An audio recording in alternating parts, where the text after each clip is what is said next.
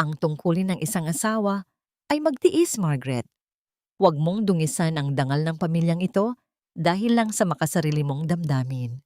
Ang mga salitang iyon ni Doña Victoria ay tila mga pako na isa-isang ibinabaon sa puso ni Margaret.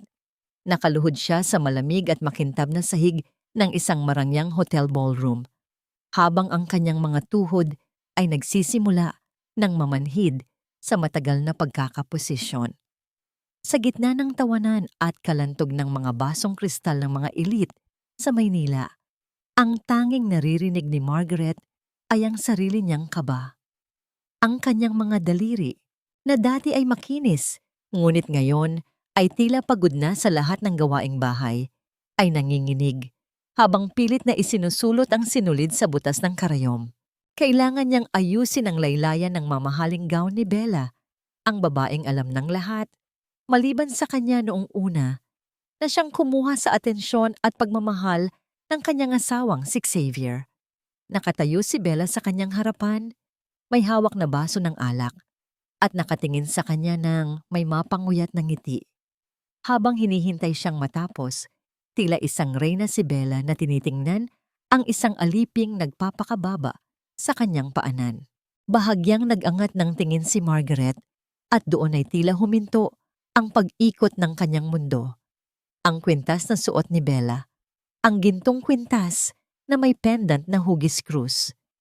Iyon ang huling alaala ng yumaong ina ni Margaret. Sinabi ni Xavier sa kanya na kailangan itong ibenta para mabayaran ang utang ng kanilang negosyo. Ngunit narito ito ngayon, nagniningning sa leeg ng ibang babae. Ang sakit na nararamdaman niya ay hindi na lamang dahil sa pagkakaluhod, kundi isang matulis na hapdi na bumabaon sa kanyang dibdib. Sa gitna ng pagkagulat, ang dulo ng karayom ay bumaon sa kanyang hintuturo. Isang maliit na butil ng dugo ang sumungaw at mabilis na kumalat sa maputing tela ng gown ni Bella. "You're so clumsy! Look what you did to my dress!" Sigaw ni Bella na sapat na para lumingon ng ilang malalapit na panauhin. Bago pa man makahingi ng tawad si Margaret, naramdaman na lamang niya ang isang malakas na puwersa na tumama sa kanyang pisngi. Ang tunog ng sampal ay umalingaw-ngaw, isang marahas na pagtama ng palad na nagpaling sa kanyang mukha. Hindi ito galing kay Bella, kundi mula sa kanyang biyuda at mapagmataas na biyenan, si Doña Victoria. "Wala ka na ngang silbi sa bahay, pati ba naman sa ganitong kaliit na bagay ay papahiya mo kami?" Ang boses ng matanda ay puno ng puot. Walang bakas ng awa para sa manugang na tapat na nagsisilbi sa kanya sa loob ng maraming taon.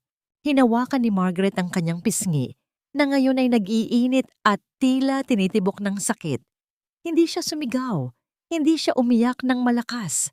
Ang tanging naramdaman niya ay ang panunuyo ng kanyang lalamunan at ang unti-unting pagkadurog ng kanyang pagkatao sa loob ng katahimikang yon. Lumingon siya sa direksyon ni Xavier, umaasang kahit sa isang sulyap man lang ay makita niya ang pagtatanggol nito. Ngunit si Xavier ay nanatiling nakatalikod, masigasig na nakikipag-usap sa isang negosyante, tila ba ang ingay ng sampal ay hindi umabot sa kanyang pandinig. Sa kabilang dulo ng ballroom, sa likod ng malalaking haliging marmol, may isang pares ng mga mata ang nakasaksi sa lahat. Si Maricel, nakakarating lang mula sa madilim na nakaraan, ay nakaramdam ng isang klase ng galit na hindi kayang patayin ng anumang luha. Ang kanyang mga kamao ay nakakuyom ng mahigpit. Ang kanyang mga kuko ay bumaon sa sariling palad habang pinagmamasdan ang kanyang kapatid na tinatrato na parang basahan. Bawat boses ng pang-iinsulto, bawat titig ng pangungutya mula sa mga naroroon ay naging gatong sa apoy na nagsisimulang mag-alab sa loob ni Maricel. Hindi na siya ang batang babaeng natatakot. Ang bawat lamat sa dangal ni Margaret ay magiging dahilan ng pagguho ng toreng kinatatayuan ng pamilya Xavier. Tumalikod si Maricel at dahan-dahang lumakad palayo sa liwanag ng ballroom patungo sa anino ng labas. Ang kanyang puso ay tumitibok ng may malamig na determinasyon. Sa kanyang isip, isa lamang ang katanungang paulit-ulit na bumubulong. Hanggang kailan magiging sapat ang pag-ibig para bayaran ang lahat ng sakit na ito? Hindi ko na alam kung alin ang mas masakit, ang sampal sa aking mukha o ang katotohanang tila ako ay nagiging estranghero sa loob ng sarili kong isip. Ang bawat hakbang ni Margaret paakyat sa grandiyosong hagdanan ng mansyon ay tila paghatak sa isang mabigat na kadena. Ang hapdi sa kanyang pisngi ay humupa na, ngunit ang bara sa kanyang lalamunan ay lalong tumitindi. Pagpasok niya sa silid, ang amoy ng mamahaling pabango ni Xavier ay nakakahilo, isang paalala ng mundong pilit niyang pinaglilingkuran, ngunit kailanman ay hindi siya tinanggap. "Margaret, narito ka na pala. Maupo ka, Hija. Ipinagtimpla kita ng gatas." Ang boses ni Doña Victoria ay malambing, isang tono na mas nakakatakot kaysa sa kanyang pagsigaw kanina. Nakaupo ang matanda sa dulo ng mahabang hapagkainan. Ang kanyang mga mata ay nagniningning sa ilalim ng liwanag ng chandelier. Naupo si Margaret ng walang kibo. Ang bawat kilos niya ay kontrolado, bawat hininga ay pigil. Inilapag ng biyenan ang isang baso ng mainit na gatas sa kanyang harapan. Ang usok na lumalabas mula rito ay tila isang sumasayaw na multo. "Mami, tungkol po sa nangyari sa party." Ang boses ni Margaret ay halos pabulong. Ang kanyang mga daliri ay mahigpit na nakahawak sa laylayan ng kanyang damit. "Huwag na nating pag-usapan yon. Masyado ka lang pagod, Margaret. Alam mo namang nitong mga nakaraang araw ay kung ano-ano na ang nakikita mo. Nalilimutan mo na ang mga gamit mo, tapos ngayon ay kung ano-ano pang bintang ang ibinibato mo kay Bella." Hinawakan ni Doña Victoria ang kamay ni Margaret. Ang kanyang palad ay malamig, parang balat ng ahas. "Uminom ka na, para makapahinga ang isip mong tila naguguluhan na." Tumingin si Margaret sa baso. Alam niyang may mali. Alam niyang ang kanyang alaala ay hindi ganoon kadaling mabura. Ngunit ang paraan ng pagtingin sa kanya ni Xavier kanina, ang pandidiri at pagkadismaya, ay sapat na para pagdudahan niya ang sariling katinuan. Inangat niya ang baso at dahan-dahang ininom ang gatas. Ang tamis nito ay may kasamang kakaibang pait sa dulo. Isang lasa na pilit niyang binabaliwala. Hindi nagtagal, naramdaman ni Margaret ang unti-unting pagbigat ng kanyang mga talukap. Ang paligid ay tila nagsisimulang lumabo. Ang mga dingding ng mansyon ay tila gumagalaw, lumalapit sa kanya para sakalin siya. Ang tunog ng orasan sa dingding ay naging mas malakas, tila isang tambol na bumubugbog sa kanyang sentido. "Ayan, ganyan nga. Matulog ka na, Margaret. Sa panaginip, doon ka lang magiging ligtas." Bulong ni Doña Victoria habang ang isang mapanuyang mamangiti ay sumisilay sa kanyang mga labi. Sinubukan ni Margaret na tumayo, ngunit ang kanyang mga binti ay tila naging parang jelly. Ang kanyang paningin ay nagdilim, at ang huling nakita niya ay ang malabong figura ni Xavier na nakatayo sa may pinto. Walang ginagawa, kundi ang manood, habang ang kanyang asawa ay unti-unting nilalamon ng kadiliman. Sa gitna ng kanyang pagkawala ng malay, narinig ni Margaret ang mahinang pagkatok sa pinto ng kusina sa ibaba. Isang bagong katulong ang dumating sa gitna ng gabi. Bitbit ang isang maliit na bag at isang lihim na sapat na para pasabugin ang buong pundasyon ng pamilya Xavier. Habang si Margaret ay nalulunod sa epekto ng gamot, si Maricel ay nakatayo sa pintuan ng mga alipin, ang kanyang mukha ay natatabunan ng anino. Tumingin siya sa itaas, sa bintana ng silid, kung saan alam niyang unti-unting pinapatay ang espiritu ng kanyang kapatid.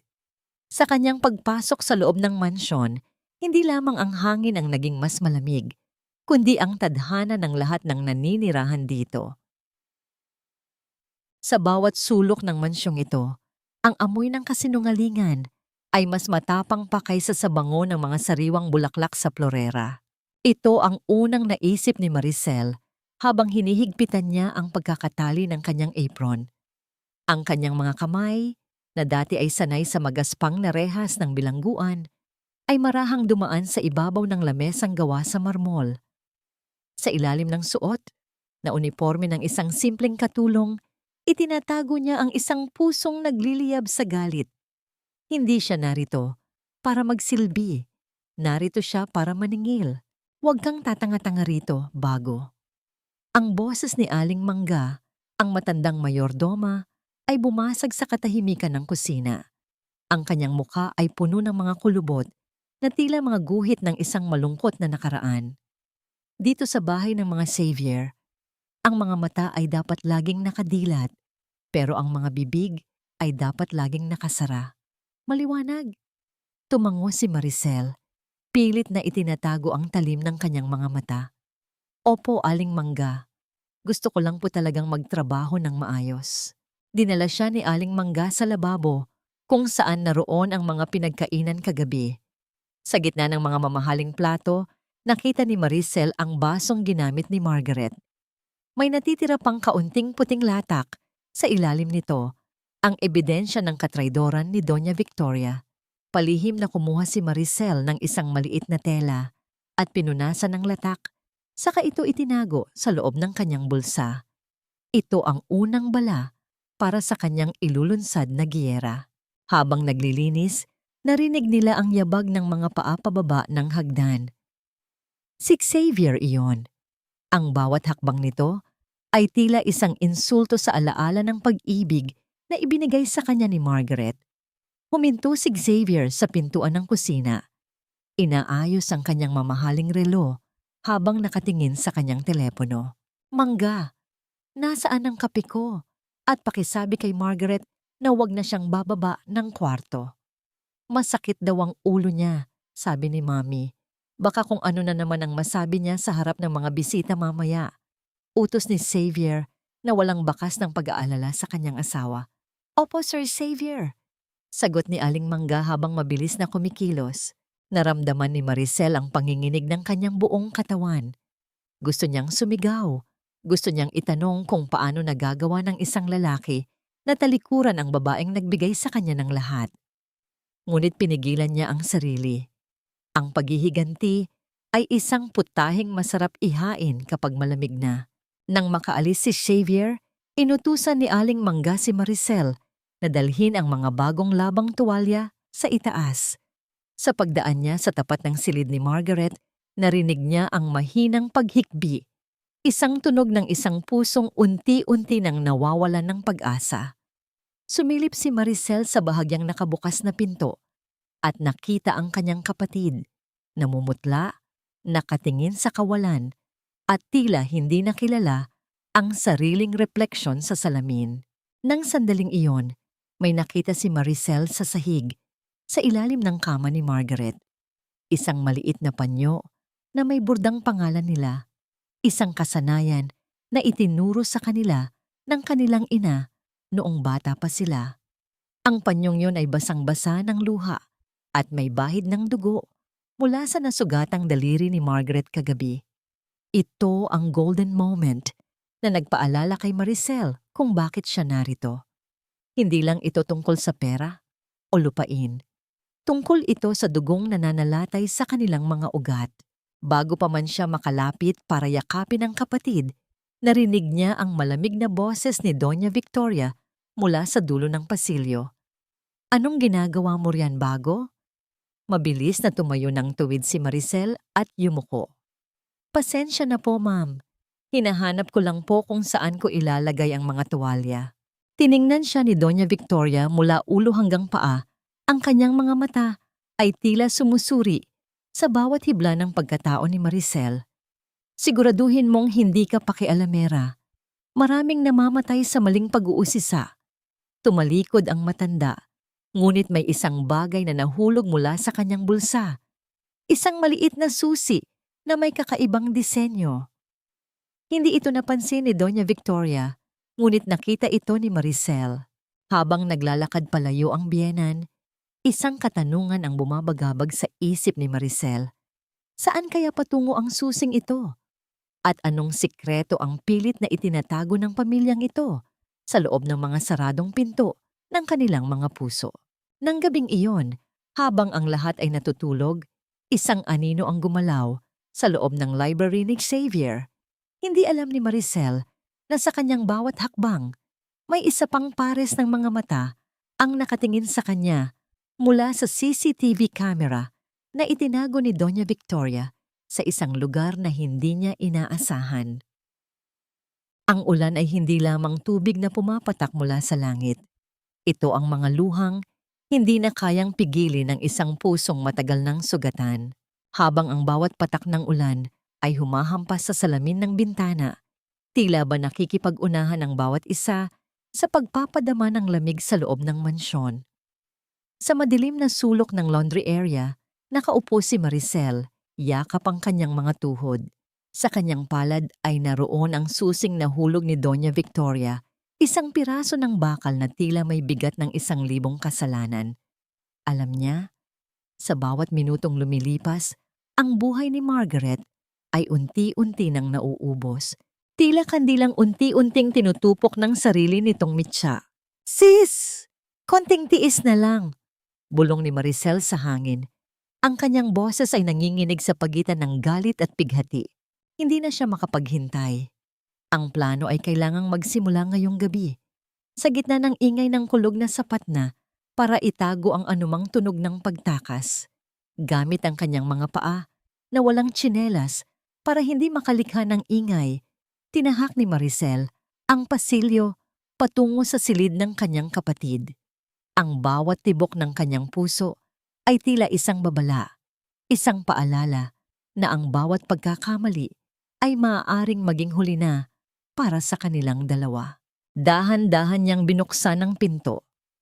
Ang amoy ng gamot at ang masangsang na amoy ng lungkot ay bumungad sa kanya. Doon, sa gitna ng malawak na kama, nakita niya si Margaret. Ang kanyang kapatid ay tila isang anino na lamang, payat, maputla, at ang mga mata ay nakatitig sa kisame na walang anumang kislap ng buhay. "Ate," tawag ni Maricel sa pinakamahinang paraan na kaya niya. Bahagyang lumingon si Margaret. Ang kanyang mga mata ay unti-unting nagkaroon ng focus. At nang makilala ang mukha ng kanyang kapatid, isang gulo ng emosyon ang dumaan sa kanyang mukha. Takot, tuwa, at higit sa lahat, ang matinding pag-aalala. "Maricel, bakit ka narito? Mapapahamak ka. Umalis ka na please." Ang boses ni Margaret ay parang kalawangin na lata, mahina at hirap na lumabas sa kanyang lalamunan. Hindi sumagot si Maricel. Nilapitan niya ang kapatid at kinuha ang isang suklay mula sa tabi ng higaan. Sa gitna ng panganib, ginawa niya ang isang bagay na palagi nilang ginagawa noong mga bata pa sila sa probinsya. Dahan-dahan niyang sinuklay ang mahabang buhok ni Margaret. Ito ang golden moment. Ang pagdampi ng suklay sa buhok ng kapatid ay tila nagbabalik sa kanila sa panahon na ang tanging problema nila ay kung paano kukuha ng mangga sa puno ng kapitbahay. Sa bawat hagod, nararamdaman ni Maricel ang panginginig ng katawan ni Margaret hanggang sa ang huli ay tuluyan ng bumigay at umiyak nang tahimik sa kanyang kandungan. "Ate, makinig ka. Magpapalit tayo. Ako ang mananatili rito at ikaw ay lalabas. Dadalhin ka ni Aling Mangga sa isang ligtas na lugar." Mabilis na paliwanag ni Maricel habang sinusuot sa kapatid ang kanyang uniforme ng katulong. "Hindi ko kaya, Maricel. Malalaman nila. Si Victoria, si Xavier. Hayaan mo sila sa akin, ate. Ako na ang bahala. Sisingilin ko sila sa bawat patak ng luha mo." Sa kabilang panig ng mansyon, sa loob ng kanyang madilim na opisina, nakaupo si Doña Victoria sa harap ng isang monitor. Ang asul na liwanag nito ay nagbibigay ng nakakangilabot na anyo sa kanyang mukha. Nakita niya ang isang aninong pumasok sa silid ni Margaret. Ang kanyang mga daliri ay marahang dumampi sa screen, tila hinahaplos ang biktima na hindi alam na siya ay pinapanood. "Akala mo ba ay ganoon kadali ang takasan ako?" bulong ng matanda. Ang kanyang tawa ay tila isang tuyong dahon na nadudurog sa sahig. Habang nagpapalit ng damit ang dalawang kapatid, biglang huminto ang ulan. Ang katahimikan ay tila isang mabigat na kumot na bumalot sa buong bahay. At sa katahimikang iyon, narinig nila ang tunog ng susi sa labas ng pinto. Ang pinto ay dahan-dahang bumukas. Ang liwanag mula sa pasilyo ay tumama sa gitna ng silid kung saan ang isang figura ay nakatayo. Hindi si Maricel at hindi si Margaret na kanilang inaasahan. Ang bawat kasinungalingan ay may presyo. At ngayong gabi, sisiguraduhin kong ang mga savior ang magbabayad ng buo. Tumigil ang pagtibok ng puso ni Maricel nang mamataan ng figurang nakatayo sa may pinto. Hindi ito si Doña Victoria, si Xavier iyon, ang lalaking dahilan ng lahat ng pasakit ng kanyang kapatid. Sa ilalim ng malamig na liwanag mula sa pasilyo, ang kanyang anino ay tila isang mahabang galamay na pilit umaabot sa dalawang babaeng nagmamadaling magpalit ng tadhana. Margaret, bakit gising ka pa? At sino ang kasama mo? Ang boses ni Xavier ay puno ng pagdududa. Ang bawat salita ay may dalang bigat na tila isang hatol. Mabilis na itinulak ni Maricel si Margaret sa madilim na sulok sa likod ng malaking cabinet. Gamit ang bilis ng isip na natutunan niya sa loob ng selda, humiga siya sa kama at nagtalukbong ng kumot, pilit na ginagaya ang mahinang paghinga at nanghihinang boses ng kanyang kapatid. Xavier, masama lang ang pakiramdam ko. Pinakuha ko lang ng mainit na tubig ang katulong, sagot ni Maricel. Ang kanyang puso ay parang tambol na gustong kumawala sa kanyang dibdib, ngunit ang kanyang boses ay nanatiling matatag, malamig, at puno ng kunwariang pagod. Pumasok si Xavier sa loob ng silid. Ang tunog ng kanyang mga sapatos sa sahig ay tila bawat hakbang ng kamatayan na lumalapit sa kama. Hindi siya tumingin sa sulok kung saan nakatago ang tunay na Margaret na nanginginig sa takot. Tumayo siya sa gilid ng higaan at tiningnan ang figurang nakabalot sa kumot. Sabi ni Mami, uminom ka na ng gamot. Huwag ka nang makulit, Margaret. Alam mo namang para sa kabutihan mo ang lahat ng ito. Sabi ni Xavier habang hinahawakan ang balikat ni Maricel. Naramdaman ni Maricel ang kuryente ng puot na dumaloy sa kanyang katawan sa oras na dumampi ang kamay ni Xavier. Ito ang lalaking nangakong mamahalin ang kanyang kapatid. Ngunit ngayon ay siya pang nagsisilbing bantay sa sarili nitong bilangguan. Ito ang golden moment, isang sandali ng matinding pagkamuhi na nakatago sa likod ng isang pikit na mata. Gustong-gusto ni Maricel na bumangon at saksakin ang lalaking ito ng katotohanan. Ngunit alam niyang hindi pa ito ang tamang panahon. Salamat, Xavier. Matutulog na ako. Maikling sagot ni Maricel. Pilit na iniiba ang direksyon ng kanyang mukha. Nang sa wakas ay lumabas si Xavier at narinig ang pagpihit ng susi sa labas. Mabilis na kumilos ang dalawa. Sa tulong ni Aling Mangga na naghihintay sa dulo ng servants' stairs, dahan-dahang nailabas si Margaret sa mansyon, balot ng isang madilim na kapa at basang-basa ng ulan. Ang huling sulyap ng dalawang kapatid sa isa't isa ay puno ng pangako. Isang pangako na ang susunod nilang pagkikita ay hindi na sa ilalim ng anino ng takot. Ngayon, si Maricel na ang nakaupo sa gitna ng marangyang silid. Siya na ang may suot ng mamahaling pantulog ni Margaret. Tumingin siya sa salamin at hindi na ang kanyang sariling mukha ang nakita niya, kundi ang isang bersyon ng kanyang kapatid na may apoy sa mga mata. Gayunpaman, habang inaayos niya ang kanyang higaan, napansin ni Maricel ang isang bagay sa ilalim ng unan ni Margaret. Isang maliit na recorder na nakatago at nang pindutin niya ang play button, ang narinig niya ay hindi boses ni Victoria o ni Xavier. Isang boses ng isang bata ang narinig niya. Umiiyak at tumatawag ng nanay. Sino ang batang ito? At bakit may itinatagong sikreto si Margaret tungkol sa isang anak na kailanman ay hindi nabanggit sa kanilang mga sulat. Ang misteryong ito ay tila isang bagong lason na unti-unting kumakalat sa isipan ni Maricel habang sa kabilang panig ng mansyon, si Doña Victoria ay dahan-dahang iniinom ang kanyang tsa. Hawak ang isang litrato na luma na at may mantsa ng dugo. Ang pinakamahirap na bahagi ng pagsusuot ng maskara ay hindi ang pagtatago ng sariling mukha, kundi ang pagyakap sa hapdi ng sugat na hindi naman sayo. Nang sumikat ang araw sa bintana ng silid ni Margaret, hindi ang mahinang babaeng biktima ng pag-aapi ang bumangon mula sa malambot na kama. Si Maricel iyon na may mga matang tila naging kasing talim ng kristal sa ilalim ng liwanag. Habang dahan-dahan niyang isinusuot ang mamahaling sutlang robe ng kanyang kapatid, naramdaman niya ang bawat hibla ng tela na tila nanunuot sa kanyang balat. Isang paalala na sa loob ng bahay na ito, siya ay isang buhay na kasinungalingan para sa isang dakilang layunin. Isang marahas na pagkatok ang bumasag sa katahimikan. Hindi pa man siya nakakasagot, bumukas na ang pinto at pumasok si Doña Victoria. Bit-bit ang isang tray ng pagkain na tila ba isang reyna na nagpapakita ng pabor sa isang alipin. Margaret, gising ka na pala. Mabuti naman at mukhang masigla ka na ngayong umaga. Kailangan mong bumaba mamaya dahil darating ang mga bisita ni Xavier. Ayaw kong makita nila ang namumutla mong mukha. Wika ng matanda. Ang kanyang boses ay puno ng utos na nakabalot sa pekeng pag-aalala. Tumingin si Maricel ng diretso sa mga mata ni Doña Victoria. Ito ang unang pagkakataon na hinarap niya ang kaaway ng harapan bilang si Margaret.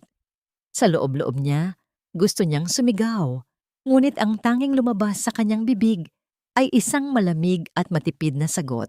Of course, Mommy. I will be there. Gagawin ko ang lahat para hindi kayo mapahiya. Tugon ni Maricel. Ngunit sa pagkakataong ito, hindi siya yumuko.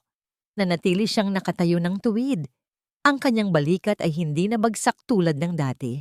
Bahagyang natigilan si Doña Victoria. May kakaiba sa kinang ng mga mata ng kanyang manugang, isang bagay na hindi niya nakita sa loob ng maraming taon ng pagpapahirap dito. Good. At huwag mong kakalimutang uminom ng iyong bitamina. Alam mo namang makakalimutin ka na nitong mga nakaraang araw. Nang makaalis ang matanda, tiningnan ni Maricel ang baso ng tubig sa tabi ng pagkain. Alam niyang lason ang nandoon, hindi para pumatay agad, kundi para unti-unting sirain ang kaisipan ng sino mang iinom nito. Dahan-dahan niyang ibinuhos ang tubig sa isang paso ng halaman sa tabi ng bintana. Ang golden moment ay ang kanyang mapait na ngiti habang pinagmamasdan ng tubig na sinisip-sip ng lupa, isang simbolo na ang bawat lason na ibinibigay nila ay gagawin niyang lakas para sa kanyang pagbangon. Bumaba si Maricel sa malawak na hapagkainan para sa almusal. Doon ay naratnan niya si Xavier na masayang nakikipag-usap sa telepono, marahil ay kay Bella. Nang mapansin siya ng asawa, biglang nagbago ang ekspresyon nito mula sa saya patungo sa pagkainip. Margaret, make sure you wear something decent later. Importanteng tao ang darating, sabi ni Xavier nang hindi man lang siya tinitingnan sa mga mata. Don't worry, Xavier. I will look my best. Baka nga mas mabulag pa kayo sa makikita nyo. Sagot ni Maricel sa tonong Taglish, na tila may nakatagong kahulugan. Kumunot ang noo ni Xavier. Tila naguguluhan sa bagong paraan ng pagsasalita ng asawa, ngunit binaliwala niya ito at nagpatuloy sa pagkain. Habang nakaupo, patuloy na umaalingaw-ngaw sa isip ni Maricel ang boses ng batang narinig niya sa recorder kagabi. Sino ang batang yun? Bakit tila ito ang pinakamalaking sikretong itinatago ng kanyang kapatid? Matapos ang almusal, nagkunwari si Maricel na naglalakad-lakad sa hardin. Doon, muli niyang nakita si Aling Mangga na nagdidilig ng mga halaman. Nang masiguro nilang walang nakatingin, lumapit ang matanda at bumulong. Maricel, mag-ingat ka. May naghahanap sa'yo sa gate kagabi. Isang lalaking may dalang litrato ng isang bata. Tinatanong niya kung nasaan ang ina ng batang nasa larawan. Nanigas si Maricel sa kanyang kinatatayuan. Ang misteryong ito ay tila isang malaking galamay na unti-unting bumabalot sa kanyang leeg. Bago pa siya makapagtanong ng higit pa, nakita niya si Bella na paparating. Suot ang kwintas na pag-aari ng kanyang ina at may dalang isang balita na tila isang bomba. "Margaret, look who's here! Surprise!" Sigaw ni Bella habang hila-hila ang isang batang lalaki na may mga matang kaparehong-kapareho ng kay Margaret.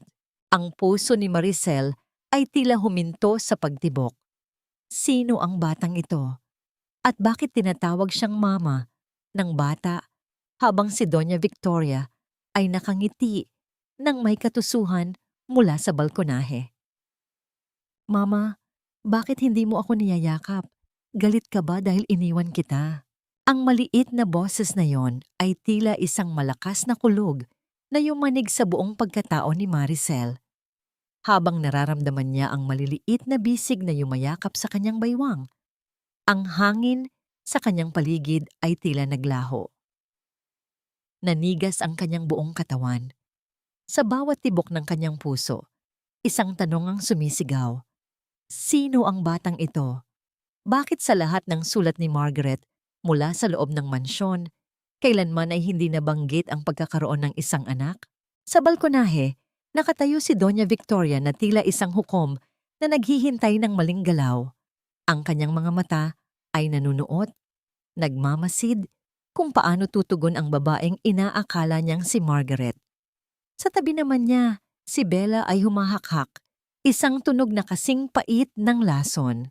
"Oh Margaret, huwag mong sabihing pati ang sarili mong anak ay halos hindi mo na makilala." Pang-uuyam ni Bella habang hinahawakan ang gintong kwintas sa kanyang leeg. "Masyado ka bang naging abala sa sarili mong pinagdadaanan kaya unti-unti nang naging malayo sa iyo ang batang ito?" Huminga ng malalim si Maricel. Naramdaman niya ang panginginig ng maliit na katawan ng bata. Dahan-dahan siyang yumuko at tiningnan ang mga mata ng musmos. Doon, nakita niya ang isang pamilyar na pighati. Ang pighati na nakita niya sa mga mata ni Margaret. Kahit hindi niya alam ang buong katotohanan, naramdaman ng kanyang puso ang isang matinding pangangailangan na protektahan ang batang ito. "Hindi ako galit, anak. Halika rito." Bulong ni Maricel. Ang kanyang boses ay naging malambot. Pilit na ginagaya ang mapagkandiling tono ni Margaret. Binuhat niya ang bata at ang bigat nito sa kanyang mga bisig ay tila isang angkla na nagpapanatili sa kanya sa katotohanan. Ito ang golden moment, ang marahang paghaplos ni Maricel sa likod ng bata habang ang munting ulo nito ay nakasandal sa kanyang balikat. Sa sandaling iyon, hindi na mahalaga kung sino ang ama o saan galing ang bata. Ang mahalaga ay ang init ng balat nito na nagpapaalala kay Maricel na may isa pang buhay na nakasalalay sa kanyang pagpapanggap. Lumingon siya kay Xavier na kakapasok lang sa hardin.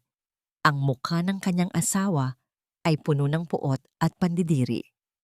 "Dinala na rito ni Mami ang bata para matauhan ka, Margaret. Itigil mo na ang pag-iinarte mo na parang biktima ka rito. Ang batang yan, ang buhay na ebidensya ng iyong mga pagkakamali." Isang matalim na kislap ang dumaan sa mga mata ni Maricel. "Pagkakamali, Xavier? O ebidensya ng inyong kalupitan?" Ang kanyang boses ay malamig na parang yelo, dahilan para matigilan ang lahat. "Dinala niyo siya rito para gamitin laban sa akin, pero nagkakamali kayo. Dahil simula ngayon, walang sino man sa inyo ang makakahawak kahit sa dulo ng daliri ng batang ito." "Matapang ka na yata ngayon, Margaret," wika ni Doña Victoria habang dahan-dahang bumababa ng hagdan. "Baka nakakalimutan mong hawak ko ang lahat ng dokumento ng batang yan. Isang salita ko lang. Maaari ko siyang ilayo sa iyo habang buhay." Ngumiti si Maricel. Isang ngiting hindi kayang gawin ng tunay na Margaret. Isang ngiting puno ng panganib. "Subukan niyo, Mami. Tingnan natin kung sino ang unang babagsak. Nang gabing iyon, habang mahimbing na natutulog ang bata sa kanyang tabi, muling binuksan ni Maricel ang lihim na drawer sa silid ni Margaret. Sa ilalim ng mga lumang damit, nakakita siya ng isang nakatagong sobre. Sa loob nito ay isang birth certificate, ngunit ang pangalan ng ama ay blanco. At sa likod ng papel, may nakasulat na isang mensahe sa sulat kamay ni Margaret. Maricel, kung binabasa mo ito, iligtas mo ang aking anak. Siya ang tunay na tagapagmana at iyan ang dahilan kung bakit nila ako gustong baliwin. Kiso, nanlaki ang mga mata ni Maricel. Hindi lang pala lupa at pera ang nakataya rito. Bago pa man siya makakilos, narinig niya ang marahang pagpihit ng doorknob. Ang pinto ay dahan-dahang bumukas at pumasok si Xavier na may dalang isang hiringgilya. Time for your vitamins, Margaret. Bulong ni Xavier, ang kanyang mga mata ay tila sa isang baliw. Ayaw nating magising kabukas na may kung ano-anong naaalala, di ba? Hindi gumalaw si Maricel, ngunit ang kanyang kamay ay dahan-dahang kumakapa sa ilalim ng unan, kung saan nakatago ang isang matulis na gunting na kinuha niya sa sewing kit ni Margaret. Margaret, huwag ka nang malikot. Isang mabilis na tusok lang ito at makakatulog ka na ng mahimbing. Para sa'yo rin ito, para hindi na ganyan ang takbo ng isip mo. Ang boses ni Xavier ay parang bulong ng isang demonyo sa gitna ng kadiliman. Sa ilalim ng malamig na liwanag ng buwan na tumatagos sa bintana, nakita ni Maricel ang kislap ng likido sa loob ng hiringgilya. Ang kanyang buong katawan ay nanigas. Bawat kalamnan ay handang sumabog sa galit, ngunit pinilit niyang manatiling tila ng hihina. Sa kanyang tabi, ang munting si Nathan ay mahimbing na natutulog. Walang kamalay-malay na ang kanyang ama ay may dalang lason para sa kanyang ina. Ito ang mantsa ng kataksilan na hindi kailanman mabubura ng kahit anong yaman. Habang papalapit ang dulo ng karayom sa kanyang braso, naramdaman ni Maricel ang hapdi ng alaala ng kanyang kapatid. Ang mga gabi na malamang ay ganito rin ang ginagawa sa kanya. Ang mga sandali na unti-unti siyang ninanakawan ng katinuan ng mismong lalaking pinangakuan siyang protektahan. Xavier! Mahinang ungol ni Maricel, pilit na pinapaos ang boses. Ano yan? Bakit kailangang sa gabi? Vitamins mo lang ito, Margaret. Masyado kang naging agresibo kanina sa harap ni Mommy. Kailangan mong kumalma. Sagot ni Xavier, ang kanyang kamay ay nanginginig ng bahagya. Hindi siya sanay sa paglaban. Sanay siya sa isang asawang sunod-sunuran. Bago pa man mabaon ang karayom, mabilis na gumalaw si Maricel. Sinadya niyang sikuhin ang baso ng tubig sa bedside table. Ang tunog ng pagbagsak ng baso at ang pagkatapon ng tubig sa sahig ay sapat na para magulantang si Xavier. Sa pagkakataong yon, aksidenteng naitabig ni Maricel ang kamay ni Xavier, dahilan para tumalsik ang hiringgilya sa ilalim ng mabigat na aparador. Ay, sorry Xavier.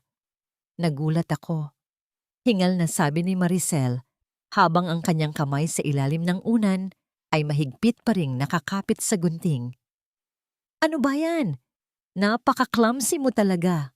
Singhal ni Xavier. Kitang-kita sa kanyang mukha ang inis at ang takot na baka magising ang bata. Hindi na siya nag-abalang hanapin ang hiringgilya sa dilim. Matulog ka na nga. Bukas, sisiguraduhin ni Mommy na maiinon mo ang gamot mo sa harap niya.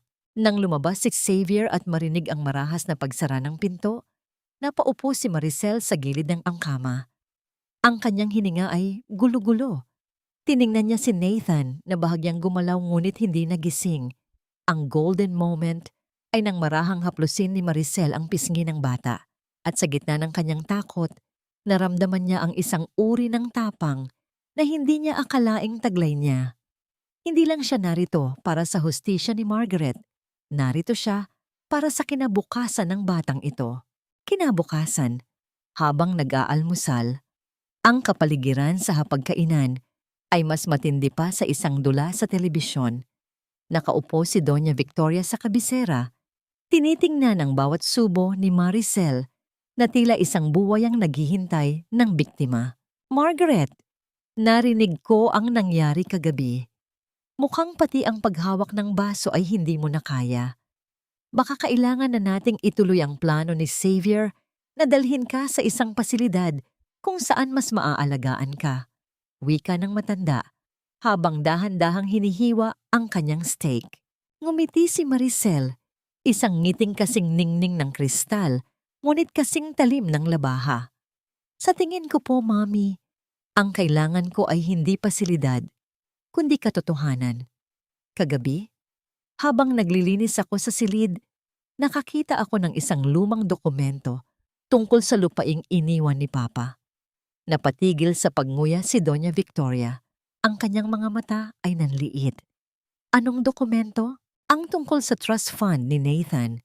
Nakasulat doon na kapag napatunayang unfit ang ina, ang pamamahala ng lupa ay mapupunta sa legal guardian na itatalaga mo, Mami. At kung mawawala ako, ikaw at si Xavier ang hahawak ng lahat. Hindi ba? Binitawan ni Doña Victoria ang kanyang kutsara at tinidor. Ang tunog ng bakal sa pinggan ay tila isang hudyat ng digmaan. Masyado ka ng maraming nalalaman, Margaret.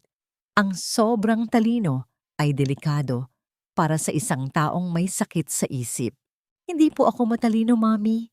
Gising lang po ako ngayon. Sagot ni Maricel sa tonong taglish na puno ng hamon. Sa gitna ng tensyon, pumasok si Aling Mangga. Ang kanyang muka ay maputla. Doña Victoria, may mga pulis po sa labas. May nag-report daw po ng iligal na pagtatago ng isang bata. Nanlaki ang mga mata ni Victoria at Xavier.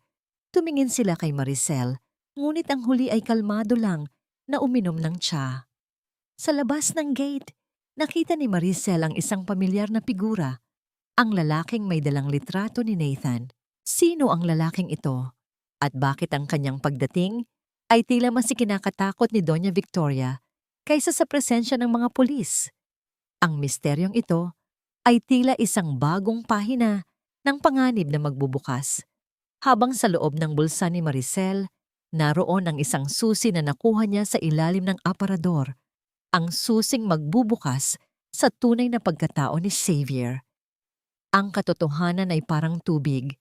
Gaano mo man subukang ikulong sa iyong mga palad, makakahanap at makakahanap ito ng butas para lumabas. Habang naglalakad si Doña Victoria patungo sa malawak na gate ng mansyon, bawat hakbang niya ay tila may kasamang bigat ng libu-libong lihim na pilit niyang ibinabaon sa lupa. Sa likuran niya, si Xavier ay tila isang asong bahag ang buntot, pawisan ang noo sa kabila ng lamig ng umaga. Si Maricela naman, bitbit ang batang si Nathan, ay nananatili sa balkonahe, nagmamatyag, naghihintay, at ang kanyang mga daliri ay mahigpit na nakakapit sa susing nakuha niya sa ilalim ng aparador kagabi. Ang lalaki sa gate ay hindi pulis. Suot niya ang isang kupas na leather jacket at ang kanyang mga mata ay tila nakakita na ng mas marami pang dilim kaysa sa buong pamilya Xavier. Ang kanyang pangalan ay Gabriel, isang dating tauhan ng ama ni Margaret. Ang tanging taong nakakaalam kung paano nagsimula ang lahat ng kasinungalingang ito. Victoria, huwag na tayong magbulahan. Alam nating dalawa kung bakit ako narito. Ang boses ni Gabriel ay malalim, parang tunog ng papalapit na bagyo. Nasaan ang bata? Nasaan ang anak ni Margaret? Wala kang karapatang pumasok sa pamamahay na ito, Gabriel. Umalis ka bago ko tawagin ang mga tunay na awtoridad. Sigaw ni Victoria. Ang kanyang boses ay nanginginig sa pagitan ng galit at takot. Mula sa malayo, napanood ni Maricel ang tensyon. Ramdam niya ang panginginig ng maliit na kamay ni Nathan na nakahawak sa kanyang palad. Ito ang golden moment. Ang sandali na tiningnan ni Nathan si Maricel nang may buong pagtitiwala.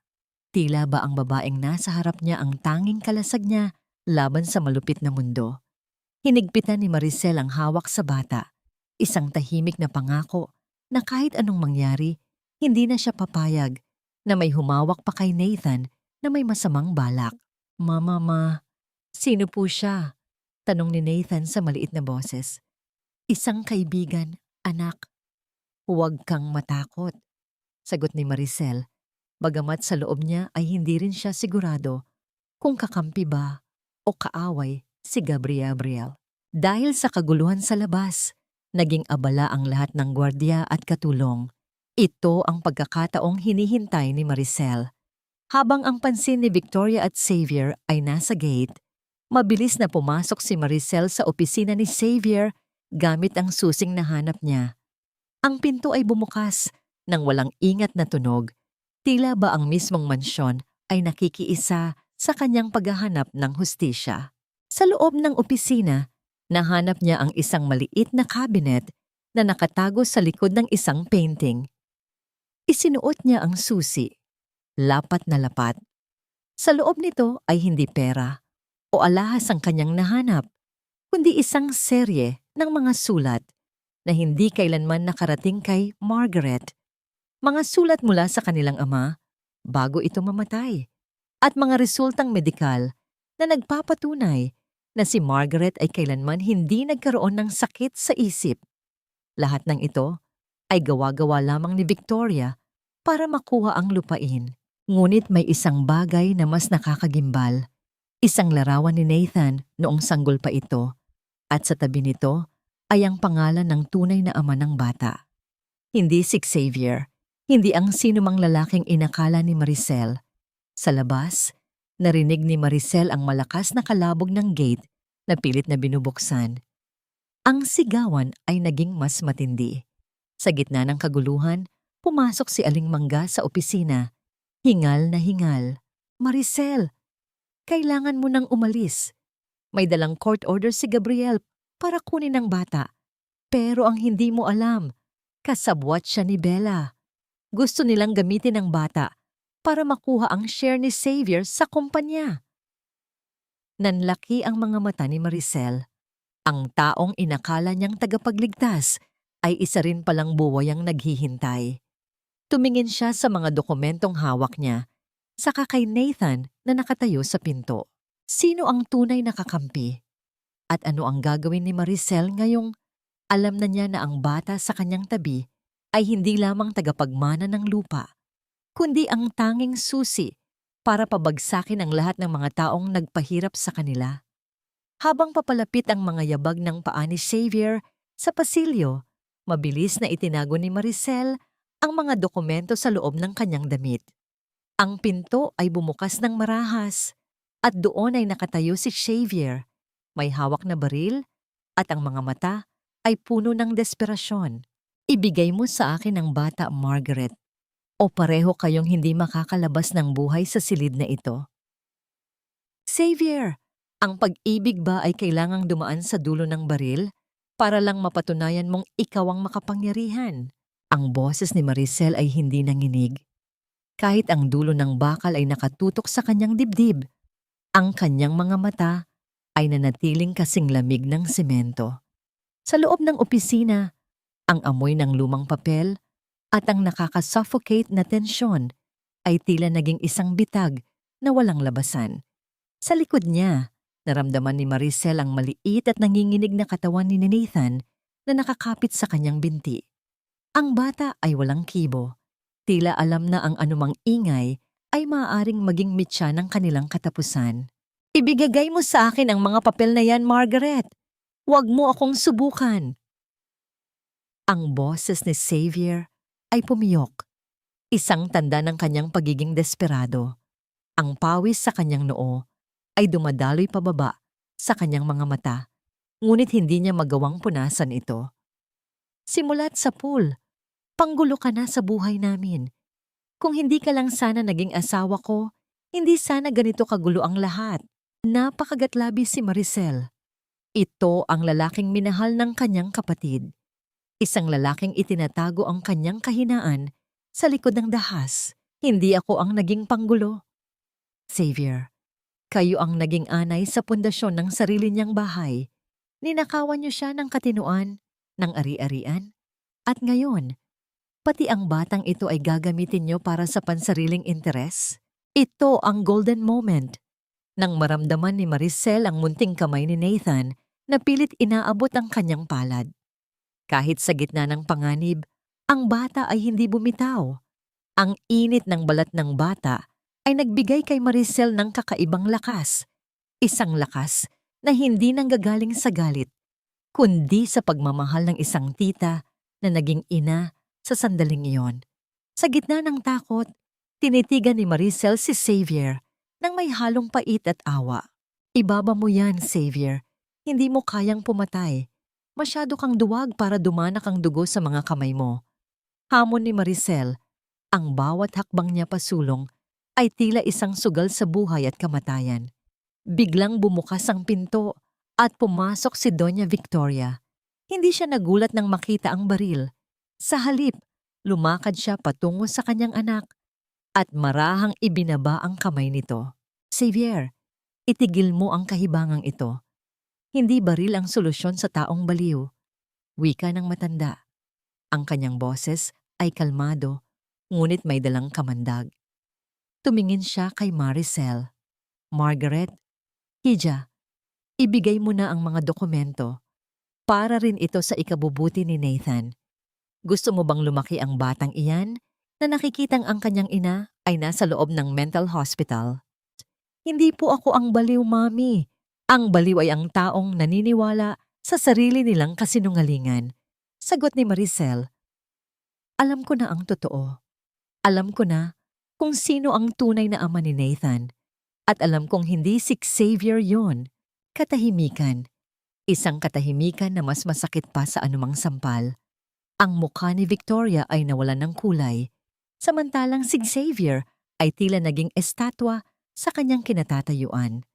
Ang lihim na pilit nilang itinago sa loob ng 7 taon ay naging isang pasabog na ngayon ay nasa kamay na ni Maricel. Anong sinasabi mo? Bulong ni Xavier, ang kanyang boses ay puno ng pagdududa. Hindi mo ba naisip kung bakit kailanman ay hindi nagmukha sa'yo ang bata? Kung bakit ang blood type niya ay hindi tugma sa'yo? Tanong ni Maricel, pilit na pinapatatag ang kanyang boses sa kabila ng kaba. Ginamit niyo lang si Margaret para takpan ang isang iskandalo at ngayon ay itatapon niyo siya. Bago pa makasagot ang dalawa, isang malakas na tunog ng sirena ng pulis ang umalingaw-ngaw mula sa labas ng mansyon. Ngunit hindi ito ang ikinatakot ni Victoria. Ang ikinatakot niya ay ang tunog ng isang sasakyan na pamilyar sa kanya, isang itim na sedan na huminto mismo sa tapat ng pintuan. Bumaba mula sa sasakyan ang isang lalaking naka-Amerikana. May dalang isang folder na kulay ginto. Nang makita siya ni Victoria, nabitiwan ng matanda ang kanyang hawak na tungkod. Hindi maaari. Patay na siya. Bulong ng matanda. Sino ang lalaking ito na tila bumangon mula sa hukay? At bakit ang kanyang pagdating ay tila mas malaking banta sa mga Xavier kaysa sa anumang ebidensyang hawak ni Maricel? Ang misteryong ito ay tila isang bagong lason na unti-unting kumakalat sa hangin. Habang sa loob ng opisina, isang lihim na tawag ang natanggap ni Maricel sa kanyang telepono. Isang tawag mula sa tunay na Margaret. Minsan ang mga multo ng nakaraan ay hindi bumabalik para manakot, kundi para maningil ng katarungang matagal nang ipinagkait. Ang katahimikan sa loob ng opisina ni Xavier ay tila isang malapot na usok na nakakaluwag ng hininga. Habang nakatitig si Doña Victoria sa labas ng bintana, ang kanyang mga labi ay nanginginig at ang kanyang hawak na tungkod ay tuluyan ng bumagsak sa sahig na lumikha ng isang tuyot na tunog na tila pagguho ng isang lumang tore. Ang lalaking bumaba sa itim na sasakyan, si Attorney Arturo, ay ang tanging tao na pinagkatiwalaan ng ama ni Margaret, ang taong akala ni Victoria ay matagal na niyang naigupo at naitago sa dilim. Sa gitna ng tensyong ito, naramdaman ni Maricel ang panginginig ng kanyang telepono sa loob ng bulsa. Isang lihim na vibration na tila tibok ng puso ng kanyang kapatid. Sa isang mabilis na pagkakataon, habang ang lahat ay nakatuon, ang pansin sa dumarating na bisita, binasa ni Maricel ang mensahe mula sa tunay na Margaret. Maricel, huwag kang maniniwala kay Arturo. Hawak siya ni Bella. Takbo. Nanlamig ang mga kamay ni Maricel. Ang taong inakala niyang magliligtas sa kanila ay isa na namang panibagong patibong. Tumingin siya kay Nathan na nakatingala sa kanya. Ang mga mata ng bata ay puno ng kawalang malay, ngunit may bakas ng matinding takot. Mami, ano pong nangyayari? Sino siya? Tanong ni Xavier. Ang kanyang boses ay parang isang batang naliligaw. Ibinaba na niya ang baril, ang kanyang mga kamay ay nakalawit na lamang sa kanyang tabi. Tila nawalan na ng saysay ang kanyang pagkapit sa dahas. Xavier, ayusin mo ang sarili mo. Singhal ni Victoria. Pilit na ibinabalik ang kanyang maskara ng pagiging matatag. Margaret, kunin mo ang bata at pumasok kayo sa kwarto. Ngayon din, ngunit hindi kumilos si Maricel. Ito ang golden moment nang marahan niyang hinalikan ng noo ni Nathan at ibinulong sa bata ang mga salitang, "Kahit anong mangyari, huwag kang bibitiw sa kamay ko." Hindi ito ang utos ng isang biktima, kundi ang deklarasyon ng isang tagapagtanggol. Sa halip na sumunod, lumakad si Maricel patungo sa pinto para harapin ang bagong panganib. Pumasok si Attorney Arturo sa loob ng mansyon. Ang kanyang bawat hakbang ay may dalang awtoridad. Ngunit sa likod ng kanyang mga mata ay may kislap ng kasakiman na tila hindi napapansin ni Victoria. Inilapag niya ang golden folder sa mesa. Doña Victoria, matagal na panahon na ang nakalipas. Mukhang maayos pa rin ang mansyon, ngunit ang mga sikreto rito ay nagsisimula ng mabulok. Wika ni Arturo. Tumingin siya kay Maricel, isang tingin na tila sinusukat ang bawat hibla ng kanyang pagpapanggap. Kumusta, Margaret? Handa ka na bang pirmahan ang paglilipat ng lahat ng ari-arian para sa seguridad ng iyong anak? Seguridad o para sa inyo ni Bella? Matapang na sagot ni Maricel. Alam ko na ang laro niyo, attorney. Alam ko na ang folder na yan ay hindi para sa hustisya, kundi para sa tuluyang pagpuksa sa aming magkapatid. Nabura ang nangiti sa mukha ni Arturo. Sa labas, pumasok si Bella. Suot ang isang pulang damit na tila sumasagisag sa tagumpay. Lumapit siya kay Xavier at humilig sa balikat nito. Tila ba siya na ang bagong reyna ng tahanan? Oh, Margaret, stop acting like a hero. Masyado ka ng pagod, di ba? Pirmahan mo na yan at hahayaan ka naming mamuhay ng tahimik sa probinsya kasama ang batang ito. Ani Bella sa kanyang tonong Taglish na puno ng lason. Ngunit may isang bagay na hindi nila inaasahan. Habang abala sila sa paggawa ng kasunduan sa impyerno, dahan-dahang binuksan ni Maricel ang speaker ng kanyang telepono na nakakonekta sa sound system ng opisina na itinago niya kanina. Ang boses na umalingaw-ngaw sa buong silid ay hindi boses ni Maricel, kundi ang boses ni Doña Victoria mula sa isang lumang recording, ang gabi kung saan pinag-uusapan nila ang pagpapatapon kay Margaret sa mental hospital. Kailangang mawala ang katinuan ni Margaret bago dumating ang anibersaryo. Ang lupang yan ay para sa atin, hindi para sa bastardo ni Nathan. Ang bawat salita ay tila isang sampal sa mukha ni Xavier at isang hatol sa pagkatao ni Victoria. Ang mga gwardiya sa labas, ang mga pulis na kararating lang, at maging si Nathan ay nakarinig sa katotohanan. Walang hiya ka, Mami! Sigaw ni Xavier. Ang kanyang galit ay tuluyan ng sumabog. Ginamit niyo ako. Ginamit niyo kaming lahat. Sa gitna ng gulo, biglang namatay ang lahat ng ilaw sa mansyon. Isang malakas na kalabog ang narinig mula sa likuran. At nang muling magliwanag, wala na si Nathan sa tabi ni Maricel. Nathan! Nasaan ang anak ko? Sigaw ni Maricel, ang kanyang puso ay tila binibiyak sa gitna ng kadiliman. Ang katahimikan sa gitna ng dilim ay hindi kapayapaan. Ito ang hiyaw ng isang pusong ninakawan ng kanyang huling pag-asa. Sa loob ng madilim na opisina, ang bawat hininga ni Maricel ay tila isang kutsilyong humahati sa kanyang dibdib. Ang kanyang mga kamay ay pilit na kumakapas sa hangin. Hinahanap ang maliit na katawan ni Nathan na kanina lang ay katabi niya. Ang amoy ng mamahaling pabango ni Bella ay humahalo sa amoy ng takot. Isang senyales na ang masamang panaginip ay nagsisimula pa lamang. "Nathan! Anak!" Ang sigaw ni Maricel ay bumasag sa katahimikan. Isang tunog ng purong pighati na umalingaw-ngaw sa bawat sulok ng mansyon. Nang muling bumukas ang mga ilaw, bumungad sa kanya ang isang walang laman na silid. Wala na si Arturo, wala na si Bella, at higit sa lahat, wala na ang bata. Si Doña Victoria ay nakaupo pa rin sa kanyang upuan. Ang kanyang muka ay maputla at tila hindi makapaniwala sa bilis ng mga pangyayari. Si Xavier naman ay nakasandal sa pinto. Ang kanyang mga kamay ay nakatakip sa kanyang muka habang ang kanyang katawan ay nanginginig sa pagitan ng pagsisisi at pagkalito. "Nasaan ang anak ko, Victoria?" Isang marahas na hakbang ang ginawa ni Maricel patungo sa matanda. Wala na ang paggalang, wala na ang pagpapanggap. Ang kanyang mga mata ay nagliliyab sa puot ng isang leonang nawalan ng anak. "Sabihin mo sa akin kung nasaan siya bago ko tuluyang wasakin ang pamilyang ito." "Hindi ko alam. Hindi ko ito plano, Margaret." Ang boses ni Victoria ay mahina, tila isang tuyong dahon na nadudurog. "Si Arturo, si Bella, hindi ko akalaing magagawa nila ito sa sarili nating kadugo."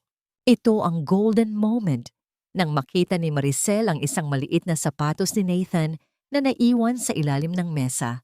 Pinulot niya ito at niyakap ng mahigpit sa kanyang dibdib. Ang amoy ng sanggol na nananatili sa tela ay tila isang matalim na paalala ng kanyang pagkukulang. Sa gitna ng kanyang pagluha, naramdaman niya ang isang matinding lamig na bumalot sa kanyang pagkatao. Hindi na ito ang oras para umiyak. Ito ang oras para maging mas masahol pa sa mga taong kumuha sa kanyang katuwaan. Tumunog ang telepono sa ibabaw ng mesa. Isang video call mula sa isang hindi kilalang numero. Pagpindot ni Maricel sa answer, bumungad sa kanya ang mukha ni Bella. Nakaupo sa loob ng isang luksuryosong sasakyan at sa kanyang tabi ay ang natatakot na si Nathan. "Don't cry, Margaret. Masyado kang emosyonal. It's bad for your health, di ba?" Pang-uyat ni Bella sa kanyang malanding tono. "Kung gusto mong makitang muli ang tagapagmana ng mga Xavier, kailangan mong pumunta sa Grand Manila Charity Auction mamaya. At huwag na huwag kang magdadala ng pulis o baka maligaw ang batang ito sa isang lugar na hindi mo na kailanman matatagpuan. Huwag mong sasaktan ang anak ko, Bella. Isinusumpa ko. Gagapang ka sa impyerno kapag may nangyaring masama sa kanya." Ang banta ni Maricel ay malamig at puno ng kasiguraduhan. "See you there, sister-in-law. Magbihis ka ng maganda, ha? Dahil ngayong gabi, buong mundo ang makakakita sa pagbagsak ng iyong pangalan." Huling hirit ni Bella bago pinatay ang tawag. Tumingin si Maricel kay Xavier na hanggang ngayon ay hindi makakilos. Nilapitan niya ang asawa at isang malakas na sampal ang ibinigay niya rito. Hindi bilang si Margaret, kundi bilang ang Maricel na dumaan sa apoy ng bilangguan. "Tumayo ka riyan, Xavier.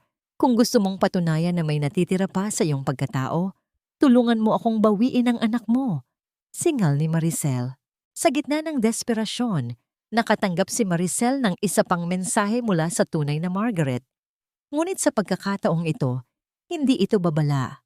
Ito ay isang address ng isang tagong warehouse at isang pangalan. Gabriel. Sino ang dapat pagkatiwalaan ni Maricel sa gitna ng mga buwaya? Pupunta ba siya sa auction para sa isang harapang labanan? O susundin niya ang direksyon ni Margaret patungo sa dilim? Ang bawat minuto ay tila isang oras at sa labas ng mansyon, ang langit ay muling nagdidilim.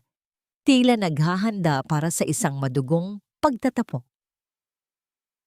Walang kwenta ang luha sa harap ng mga taong Ang puso ay gawa sa bato. Ang kailangan nila ay hindi pagsisisi kundi ang hagupit ng katotohanan. Habang nakatingin si Maricel sa malaking salamin sa loob ng silid ni Margaret, hindi na niya nakikita ang kanyang sarili. Ang suot niyang pulang gown ay tila isang balabal ng apoy at ang kanyang mga mata ay hindi na nangingilid ang luha. Inayos niya ang kanyang buhok ng may matinding determinasyon. Sa ilalim ng bawat tupi ng tela, nakatago ang mga dokumento at ang recorder na magsisilbing mitya ng pagsabog ng mga Xavier at ni Bella sa gabing ito. Handa ka na ba? Ang boses ni Gabriel ay nanggaling sa pintuan. Ang lalaking inakala niyang kaaway ay narito ngayon, nakasuot ng uniforme ng isang draper. Sa warehouse kanina, nalaman ni Maricel ang totoo. Si Gabriel ay palihim na nagtatrabaho para sa ama ni Margaret para protektahan ang mga ari-arian mula sa kasakiman ni Victoria. Higit pa sa handa, Gabriel, ngayong gabi, ititigil na natin ang sarswelang ito, sagot ni Maricel. Ang kanyang boses ay malamig, matatag, at walang bakas ng takot. Ito ang golden moment nang hawakan ni Maricel ang maliit na sapatos ni Nathan na nasa loob ng kanyang bag. Ipinikit niya ang kanyang mga mata at naramdaman ang munting kamay ng bata. Ito ang kanyang lakas. Hindi siya lalaban para sa pera, hindi para sa lupa, kundi para sa kaligtasan ng batang walang kinalaman sa kasakiman ng matatanda. Ang haplos niya sa sapatos ay tila isang panata na hindi siya uuwi sa mansyon nang hindi kasama ang bata.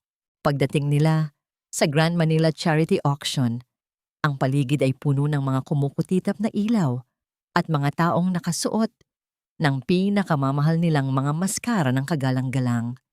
Sa gitna ng entablado, nakatayo si Bella, suot ang kwintas ng ina ni Margaret at nakangiti sa harap ng mga kamera.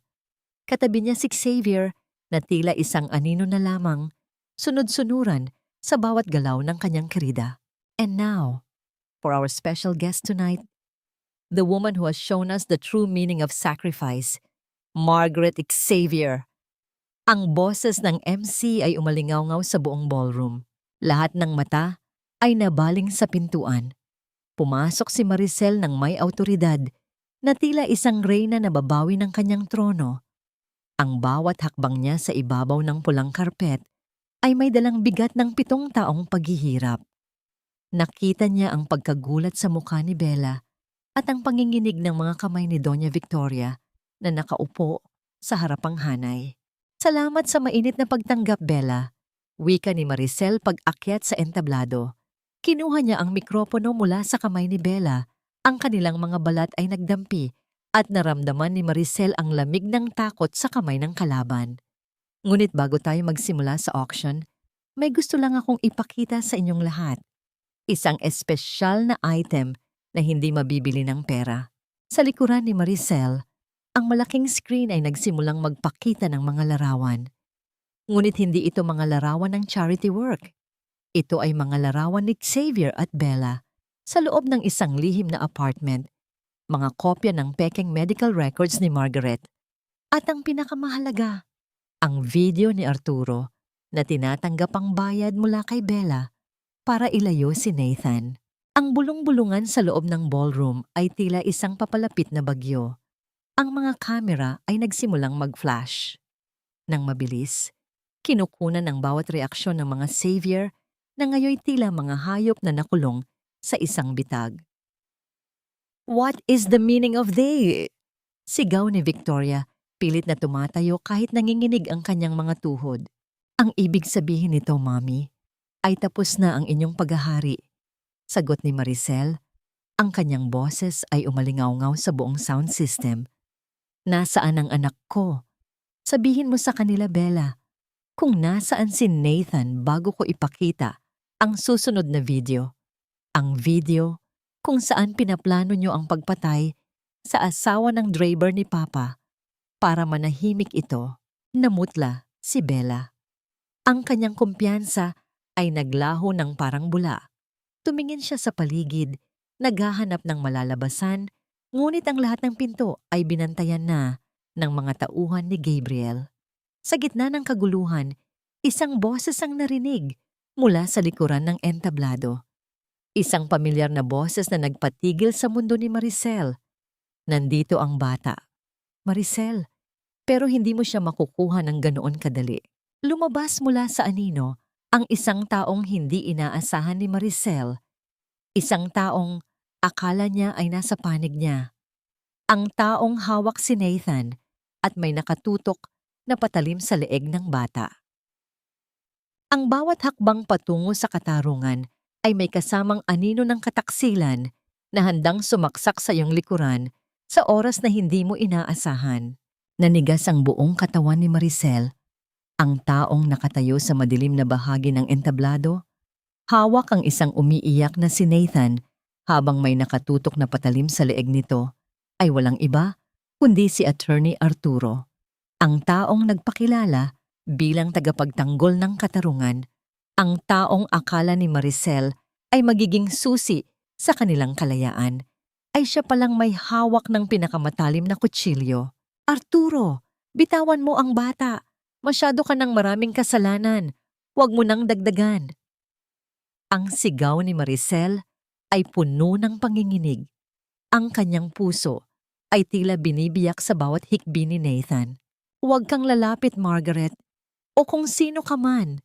Singal ni Arturo, ang kanyang mga mata ay nanlilisik sa desperasyon. Pinaghirapan ko ang lahat ng ito. Hindi ko hahayaang masira ang plano ni Bella dahil lang sa isang katulad mo. Kailangan ko ang pirma mo. Kailangan ko ang lupain. O mamatay ang batang ito. Ito ang golden moment nang magtama ang paningin ni Maricel at nang munting si Nathan. Sa kabila ng talim ng kutsilyo na nakadampi sa kanyang balat, tumigil sa pag-iyak ang bata nang makita ang katatagan sa mga mata ni Maricel. Isang tahimik na ugnayan ng kaluluwa ang namagitan sa kanila. Sa sandaling iyon, naramdaman ni Maricel na hindi lang siya tita ni Nathan. Siya ang tanging pader na naghihiwalay sa bata at sa kamatayan. Isang matapang na ngiti ang ibinigay niya sa bata. Isang hudyat na kahit anong mangyari, hindi siya bibitiw. Sige Arturo, patayin mo kami pareho. Hamon ni Maricel. Ang kanyang boses ay naging malamig at matatag na parang asero. Lumakad siya ng isang hakbang pasulong, hindi alintana ang panganib. Pero tandaan mo, bawat patak ng dugo namin ay magiging sumpa na habang buhay mong dadalhin, wala ka nang matataguan. Ang buong mundo ay nakatingin sa iyo ngayon. Sa paligid, ang mga panauhin ay nagkakagulo.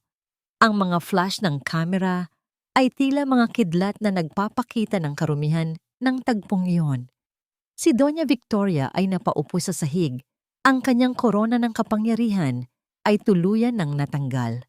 Si Xavier naman, sa isang bihirang sandali ng katapangan, ay dahan-dahang lumapit mula sa gilid ni Arturo. Arturo, tama na. Bulong ni Xavier. Ang kanyang boses ay puno ng pagsisisi. Anak ko yan. Masama akong asawa. Masama akong anak. Pero hindi ko hahayaang maging mamatay tao ka sa harap ng anak ko. Sa isang iglap, habang bahagyang naabala si Arturo sa paglapit ni Xavier, mabilis na sumugod si Gabriel mula sa likuran. Isang mabilis na pagkilos ang naganap, hindi ang tunog ng putok o ang talsik ng dugo, kundi ang mabilis na pag-agaw ni Gabriel sa bata habang itinutulak palayo si Arturo. Naramdaman ni Maricel ang pagbagsak ng kanyang mga tuhod sa sahig nang makuha niya sa kanyang mga bisig si Nathan. Niyakap niya ang bata nang napakahigpit, tila ba gusto niyang ipasok ito muli sa loob ng kanyang puso para hindi na muling masaktan. Ang iyak ni Nathan ay tila isang musika ng kaligtasan sa kanyang pandinig. Ngunit hindi pa tapos ang gabi. Habang pinuputol ng mga pulis ang mga posas sa kamay ni Victoria at Bella, isang malakas na hiyaw ang narinig mula sa entrada ng ballroom. Pumasok ang isang babaeng balot ng puting kapa. Ang kanyang mukha ay maputla, ngunit ang kanyang tindig ay puno ng dignidad. Nang makita siya ng lahat, ang katahimikan ay naging mas bingi pa kaysa sa anumang sigaw. Hindi mo na kailangang magpanggap, Maricel. Narito na ako para tapusin ang lahat ng ito. Wika ng babae habang dahan-dahang tinatanggal ang kanyang hood. Ang tunay na Margaret. Nanlaki ang mga mata ni Xavier at si Doña Victoria ay tila nakakita ng isang multo na bumangon mula sa hukay. Ngunit ang mas nakakagulat ay ang kasunod na sinabi ni Margaret habang nakatingin sa kanyang kapatid at sa anak niyang si Nathan. Salamat sa pagprotekta sa kanya, Maricel, pero may isang bagay na hindi ko nasabi sa iyo. Ang batang iyan ay hindi anak ni Xavier at ang tunay na ama niya ay narito rin sa silid na ito. Tumingin si Margaret ng diretso sa mga mata ni Gabriel. Sunny, ang pinakamatamis na paghihiganti ay hindi ang makitang nagdurusa ang iyong kaaway, kundi ang makitang nabubura ang lahat ng kasinungalingang itinayo nila sa ibabaw ng iyong buhay. Ang bawat salitang binitawan ni Margaret ay tila mga tipak ng yelo na bumabagsak sa gitna ng nagbabagang ballroom. Ang lahat ay tila naging estatwa. Ang mga socialite na may hawak na baso ng champagne, ang mga photographer na nakatutok ang lente, at higit sa lahat, si Doña Victoria na tila unti-unting naniningas sa kanyang kinatatayuan. Sa gitna ng entablado, magkatabi ang dalawang magkapatid, si Maricel na suot ang pulang gown ng katapangan at si Margaret na balot ng puting kapa ng muling pagkabuhay. Tumingin si Gabriel kay Margaret. Ang kanyang mga mata na laging puno ng lamig at distansya ay biglang nagtubig. Ang kanyang mga kamay na mahigpit na nakayakap kay Nathan ay nanginginig. Sa loob ng 7 taon, nanatili siyang tapat na tagapangalaga dahil sa utang na loob sa ama ni Margaret nang hindi nalalamang ang batang pilit niyang inililigtas ay sarili niyang dugo. Margaret, bakit ngayon mo lang sinabi? Ang boses ni Gabriel ay halos pabulong, isang gulo ng pighati at pagsisisi. Dahil kinuha nila sa akin ang lahat, Gabriel, tinakot nila ako na papatayin kanila at ang anak natin kung hindi ako susunod sa kasal na gusto ni Victoria. Sagot ni Margaret. Ang kanyang mga luha ay malayang dumadaloy, ngunit ang kanyang tinig ay hindi na nanginginig. Ginamit nila ang pangalan ni Xavier para takpan ang dungis na ibinintang nila sa akin, habang ninanakaw nila ang lupain na para sana sa atin. Ito ang golden moment. Nang dahan-dahang lumapit si Maricel at hinawakan ang kamay ng kanyang kapatid. Pinagsama nila ang kanilang mga palad.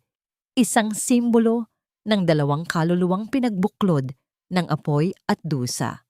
Sa sandaling iyon, naramdaman ni Maricel na ang lahat ng kanyang paghihirap sa loob ng bilangguan at ang bawat gabing nagpanggap siya bilang si Margaret ay nagkaroon ng saysay. Hindi lang niya nailigtas ang kapatid, naibalik niya ang isang pamilyang pilit na winasak ng kasakiman. Ang kanilang pagkakaisa sa harap ng lahat ay tila isang pader na hindi na kailanman matitibag ng anumang bagyo. Walang katotohanan ang mga sinasabi niyo, mga sinungaling, mga manggaganso. Ang hiyaw ni Doña Victoria ay tila sa isang hayop na nasusukol. Pilit siyang tumayo. Inayos ang kanyang mamahaling alahas, ngunit ang bawat tingin ng mga tao sa paligid ay puno na ng pandidiri. Xavier, anak, huwag kang maniwala sa kanila. Gawa-gawa lang nila ang lahat ng ito para makuha ang yaman natin. Ngunit si Xavier ay hindi na nakikinig. Lumapit siya sa kanyang ina. Ang kanyang mga mata ay puno ng matinding puot na hinaluan ng luha. Mommy, stop it. Tama na. Buong buhay ko, naging sunod-sunuran ako sa iyo dahil akala ko ay pinoprotektahan mo ang dangal natin. Pero ikaw pala ang sumira sa lahat. Ninakawan mo ako ng pagkakataong maging totoong lalaki at ninakawan mo si Margaret ng buhay na nararapat sa kanya. Lumapit ang mga pulis at marahang hinawakan ang mga braso ni Victoria at Bella. Ang tunog ng mga posas na naglalapat ay tila isang hatol na umalingaw-ngaw sa buong ballroom. Si Bella ay pilit na nagpupumiglas, isinisigaw ang pangalan ni Arturo, ngunit ang abogado ay nauna ng isinakay sa sasakyan ng mga awtoridad, nakayuko at wala ng laban. "This is not the end! Magbabayad kayo!" Sigaw ni Bella habang hinihila siya palabas. Ang kanyang pulang gown ay nakakaladkad sa sahig, tila isang sugatang ibon na nawalan ng ganda. Nang sa wakas ay tumahimik ang paligid at ang mga bisita ay nagsimula nang umalis. Nang may bulong-bulungan, naiwan ang magkakapatid, si Gabriel at si Nathan sa gitna ng entablado. Ang liwanag ng mga chandelier ay tila naging mas malambot. Hindi na nakakasilaw, kundi nagbibigay ng init sa isang bagong simula. "Ate, tapos na!" Bulong ni Maricel habang isinasandal ang kanyang ulo sa balikat ni Margaret. "Salamat, Maricel. Kung hindi dahil sa tapang mo, baka mamatay akong bilanggo sa sarili kong isip," sagot ni Margaret. Ngunit sa gitna ng kanilang yakapan, isang gwardiya ang mabilis na lumapit kay Gabriel. May ibinulong ito na nagpabago sa ekspresyon ng kanyang mukha. Tumingin si Gabriel kay Maricel nang may halong takot at pag-aalala. "Maricel, may problema. Ang sasakyang nagdadala kay Victoria at Bella na aksidente sa tapat ng tulay. At sabi ng mga saksi, may isang taong kumuha kay Victoria bago pa dumating ang backup." Nanlamig ang dugo ni Maricel. Sino ang kukuha sa matanda sa gitna ng aksidente? At bakit tila ang tagumpay nilang ito ay simula lamang ng isang mas malalim at mas madilim na paghihiganti? May mga pagkakamaling hindi na mabubura ng luha at may mga taong hanggang sa huli ay pipiliing maging bilanggo ng sarili nilang kapalaluan. Sa loob ng lumang siyongmay na pag-aari ng kanilang mga magulang sa probinsya, ang amoy ng tela at sinulid ay tila isang yakap mula sa nakaraan. Matapos ang magulong gabi sa Maynila, pinili ni Maricel at Margaret na bumalik sa lugar kung saan nagsimula ang lahat. Dito, ang simoy ng hangin ay hindi kasing pait ng lason sa mansyon ng mga Xavier. Ngunit sa kabila ng katahimikan, ang balita tungkol sa pagkawala ni Doña Victoria ay tila isang madilim na ulap na ayaw lumisan sa kanilang ulunan. Nakaupo si Margaret sa tabi ng bintana. Pinagmamasdan ang paglubog ng araw habang hawak ang isang tasa ng tsa. Ang kanyang mukha ay may bakas pa rin ng puyat, ngunit ang kanyang mga mata ay unti-unti nang nagkakaroon ng liwanag. Sa kanyang tabi, si Nathan ay masayang naglalaro ng mga retaso ng tela, malayo sa takot at patalim na muntik nang tumapos sa kanyang buhay. "Ate, kailangan nating mag-ingat," bulong ni Maricel habang tinatapos ang pagtatahi ng isang punit na duster. "Hindi ako naniniwalang aksidente lang ang nangyari sa tulay. Si Victoria ay parang pusang maraming buhay. Hanggat hindi natin siya nakikita, hindi tayo tuluyang ligtas. Ito ang golden moment." Nang lumapit si Margaret kay Maricel at kinuha ang karayom mula sa kamay nito. Sa gitna ng katahimikan, ang tunog ng paghila ng sinulid sa tela ay tila isang banayad na tibok ng puso. Pinagtulungan nilang tahiin ang iisang piraso ng damit, tulad ng ginagawa nila nung mga bata pa sila. Ang bawat tusok ay tila paghihilom ng kanilang relasyong muntik nang mawasak ng distansya at kasinungalingan. Sa pagkakataong ito, walang kompetisyon, walang pagpapanggap, tanging dalawang kapatid na nagbubuklod ng kanilang mga pangarap. Hayaan mo na siya, Maricel, na wala na sa kanya ang lahat, ang yaman, ang pangalan at ang respeto ng kanyang anak. Iyon ang pinakamabigat na parusang matatanggap niya, sagot ni Margaret. Ang kanyang boses ay puno ng kapayapaan na bunga ng tunay na pagpapatawad. Ngunit ang kapayapaang iyon ay mabilis na nabasag nang bumukas ang pinto ng siyongmay. Pumasok si Xavier, hapo ang mukha, marumi ang damit at puno ng sugat ang mga kamay. Wala na ang mapagmataas na asawa. Ang kaharap nila ngayon ay isang lalaking durog ang pagkatao. "Margaret, Maricel," ang boses ni Xavier ay nanginginig. "Natagpuan ko si Mommy. Hindi siya kinuha ng mga kaaway. Kinuha siya ni Aling Mangga. Dinala niya si Mommy sa abandonadong bahay natin Sa tabi ng ilog, nanlaki ang mga mata ni Maricel. Si Aling Mangga, ang matandang mayordoma na akala niya ay kakampi. Bakit? Tanong ni Maricel. Dahil si Aling Mangga, siya ang kapatid ng lalaking ipinapatay ni Mommy noon. Paliwanag ni Xavier abang nang napapaluhod sa sahig. Hindi niya gustong iligtas si Mommy. Gusto niyang gawin kay Mommy ang ginawa ni Mommy sa inyo. Gusto niyang maranasan ni Mommy ang mabaliw sa loob ng isang silid na walang bintana. Naramdaman ni Maricel ang lamig sa kanyang likuran. Ang paghihiganti ay isang siklo na walang katapusan. At ngayon ay may isa na namang biktima. Ngunit bago pa sila makakilos, tumunog ang telepono ni Xavier. Isang text message mula kay Aling Mangga na may kalakip na larawan. Sa larawan, nakatali si Victoria sa isang silya at sa kanyang paligid ay mga galon ng gasolina. Sa likuran niya, nakatayo si Aling Mangga na may hawak na mitsa. Ang mensahe ay maikli, ngunit nakakapanghilakbot. Dito nagsimula ang lahat. Dito rin matatapos ang lahat. Margaret, kung gusto mong makita ang huling hininga ng babaeng sumira sa buhay mo, may 10 minuto ka. Tumingin si Maricel kay Margaret. Ang takot at ang tungkulin ay nag-aaway sa loob ng kanilang mga puso. Tatakbo ba sila para magligtas? O hahayaan na lang na lamunin ng apoy ang lahat ng sakit ng nakaraan? Lumipas ang 6 na buwan mula nang ang apoy sa abandonadong bahay ay tumupok sa huling bakas ng kapangyarihan ng mga Xavier. Ngayon, sa isang maliit na bayan sa tabi ng dagat, ang tanging maririnig ay ang banayad na hampas ng mga alon at ang mahinang tunog ng mga makina sa loob ng isang bagong siyungmay. Ang bango ng hangin ay hindi na amoy lason o usok, kundi amoy ng sariwang alat at bagong labang tela. Nakaupo si Margaret sa tapat ng kanyang makina. Maingat na binubuo ang isang puting duster. Ang kanyang mga kamay ay hindi na nanginginig. Sa kanyang tabi, nakatayo si Gabriel, ang lalaking nanatiling anino ng kanyang buhay sa loob ng maraming taon.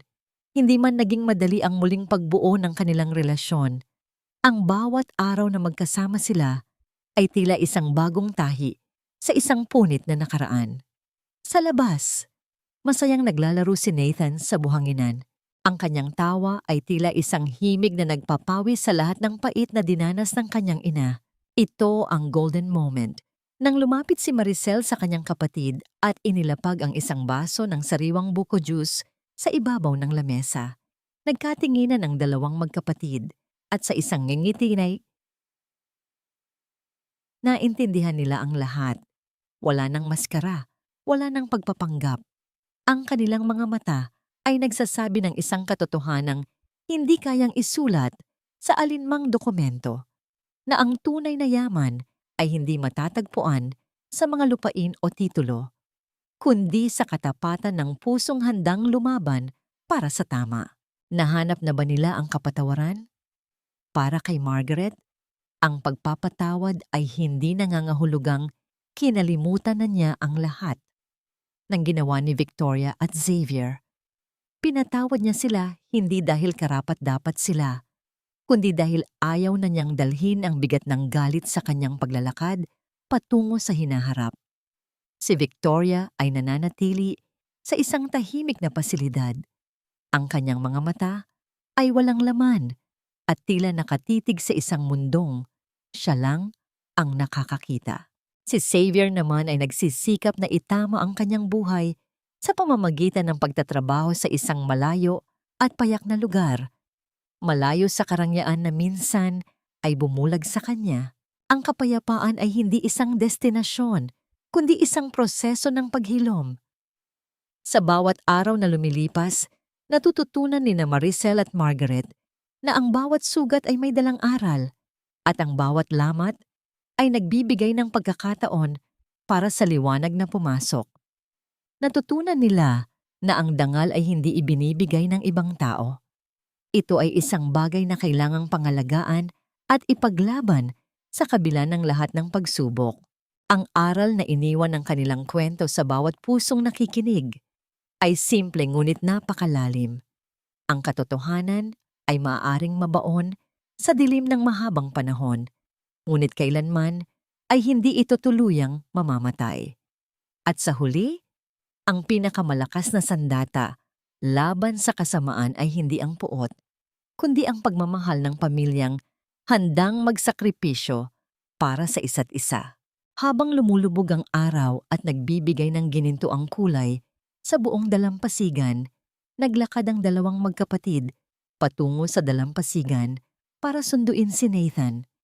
Sa bawat bakas ng kanilang mga paa sa buhangin, isinusulat nila ang isang bagong kabanata. Isang kabanata ng kalayaan, katarungan, at wagas na pag-ibig. Ang lahat ng luha ay natuyo na, at ang tanging natitira ay ang kislap ng pag-asa sa gitna ng dapit hapon. Sa wakas, natagpuan na nina Maricel at Margaret ang kapayapaang matagal na nilang ipinaglaban at pinangarap. Mga mahal kong tagapakinig, mula sa kaibuturan ng aking puso, maraming salamat sa inyong pananatili at pagsama sa akin hanggang sa huling sandaling ito. Hindi naging madali ang paglalakbay na ito, ngunit dahil sa inyong pakikinig, naramdaman kong may kasama ako sa bawat sakit at tagumpay ni na Maricel at Margaret. Habang isinusulat ko ang bawat pahina, tila ako rin ay dumaan sa isang matinding emosyonal na pagsubok. Ang pinakamahirap at pinakamasakit na bahagi para sa akin ay ang paglalarawan sa mga sandali ng pananahimik ni Margaret. Yung pakiramdam na tila ninanakaw ang kanyang katinuan sa loob ng sarili niyang tahanan.